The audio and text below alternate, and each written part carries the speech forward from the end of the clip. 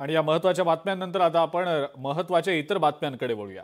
पार्थ पवार जमीन व्यवहार प्रकरणी 2 ते 3 दिवसात आणखी काही मोठे पुरावे आपण देणार आहोत, असं वक्तव्य लोकशाही मराठी सोबत बोलताना शिवसेना उबाठाचे नेते अंबादास दानवे यांनी केलेला आहे। न्यूज प्लॅनेट या लोकशाही मराठीच्या विशेष कार्यक्रमात अंबादास दानवेंनी या संदर्भातला खुलासा केला। काय नेमकं ते म्हणाले, ऐकूया।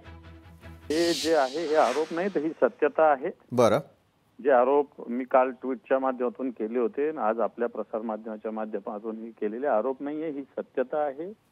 एकीकडे अजितदादा आता बोलले ते मी ऐकलं, मी कायदा पाळणारा आहे, पण तो कायद्याच्या सगळं उल्लंघन या सगळ्या प्रकरणात ठिकठिकाणी झालेलं आहे। बरं, एक पार्थ पवारांची कंपनीला जागा दिली कशी जाते, महार वतनाची जागा अशा पद्धतीने देणं अतिशय चुकीचं आहे।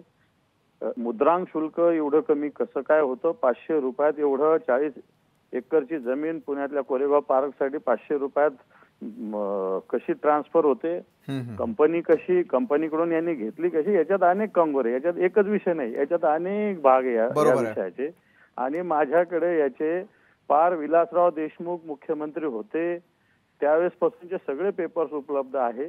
मी हे तुमची चर्चा होऊन जाऊ दे 1-2 दिवस, 2-3 दिवसाने हे सगळे पेपर्स आपल्या समोर आणणार आहे। लोकशाही मराठी ऐका, पहा, जागरूक रहा।